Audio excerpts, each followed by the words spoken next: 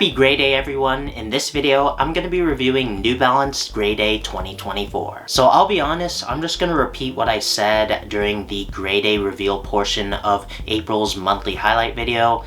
This year's Gray Day, it's fine, it's mediocre, it's kind of mid, as they say. None of the shoes are by any means bad, it's just that these colorways they're just okay. Like, again, they're not bad, but there's nothing special about them. They all seem to be utilizing just very standard materials, and unlike last year, there are no made models. Last year had the Teddy Santis pack on 4 Made in USA silhouettes, which was awesome, as well as the comeback of some core classic colorways in iconic models. This year we got a bunch of non-made models in various gray colorways that, again, are by no means bad. They're just okay, and I'll be honest, I won't be surprised if they end up hitting outlets. Probably the best thing about this year's Gray Day is the Gray Day short film New Balance produced and is currently available to watch on their YouTube channel right now. I definitely recommend watching that after you watch this video. It was definitely a cool video, and it talked about New Balance's history as well as the color gray and its importance. Another weird thing about this year's Gray Day is that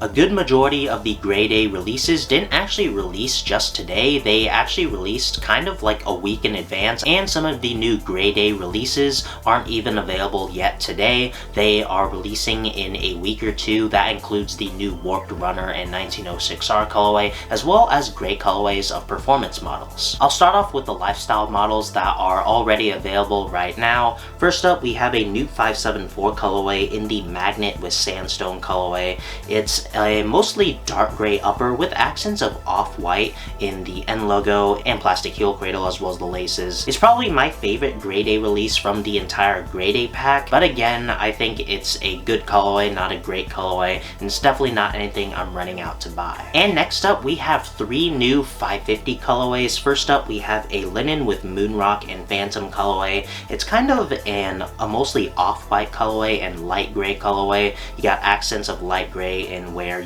the mesh is typically found, as well as cream white leather. And then we have a slate gray with concrete colorway. This one is a monochromatic colorway. The entire shoe is pretty much just all slate gray. And then another colorway, surprisingly isn't necessarily gray, but it's called Deep Lichen Green with Pistachio Butter. It's kind of like a combination of light green and aged yellow, like another monochromatic colorway for the 550. All 3 of these colorways are meh in my opinion. I wouldn't even really call them good. I won't be surprised if these ended up hitting outlets. And next up is what appears to be the first of 2 327 colorways. When the Gray Day colorways were leaked and revealed, there were actually 2 327 colorways, but looks like currently on NewBalance.com there's only 1 327. It's a pretty solid colorway for the 327. It's called the Sea Salt with Moonrock colorway. It's a mostly white upper, and the front mudguard panel of suede is a kind of like a standard shade of gray, and in the back it's kind of like a gray tan combination. It's a solid neutral tone colorway for the 327, but again, it's nothing to write home about. And lastly, for the Gray Day releases, we have a performance basketball model in the Fresh Foam BB V2, and it's called the Graphite with Titanium and Mercury Red colorway. The entire shoe is pretty much all graphite gray. The end logo is nice and big and is made out of reflective with a white outline. I really like how this colorway is reminiscent of classic made gray colorways with the silver end logo with a white border with a majority of gray on the rest of the shoe. Cool little detail on this colorway specifically is that the tongue on the right shoe has the intelligent choice, which is always an awesome detail. And then on the back heel tab area, you actually have a pop of dark red, or mercury red as it's called. It's definitely a solid colorway for a performance model, and I really like the heritage inspired details. And now I'm gonna quickly go over the Gray Day models that haven't released. Apparently the Warped Runner and 1906R Gray Days colorway are gonna drop on May 17th on NewBalance.com.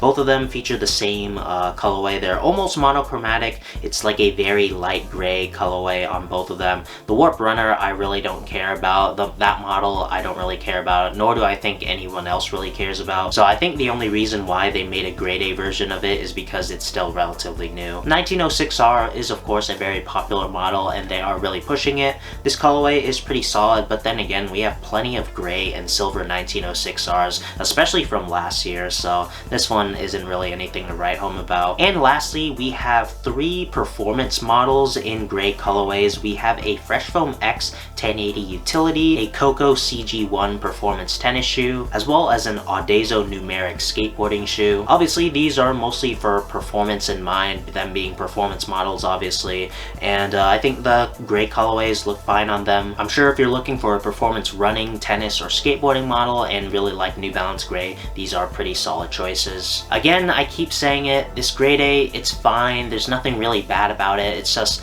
none of these colorways or models are really special. I was really hoping for some Made in USA or Made in UK models, or even something just special about the colorways. I always bring this shoe up when it comes to grade A, this 574 Unending colorway. I mean, just a simple little detail as removing the N logo and having the embroidered New Balance spell out on the medial side of the shoe is just a really cool detail and creates a very interesting look on an iconic model. So that was my opinion for grade A 2024. For this year's grade A, I'm going to be wearing my Made in USA 990 V1s in the Version Series gray colorway. You gotta go with the shoe that started it all. Definitely one of my favorite gray pairs in my collection. So what did you guys think of this year's grade A? I'd definitely like to know down in the comments, and also tell me what you guys are wearing for grade A. So that's gonna do it for this video. Like and subscribe if you enjoyed. Follow me on my socials. Check out the Intelligence site for more New Balance content and guides. If you really love the review, please consider leaving a super thanks in the tip jar below. And thanks for watching.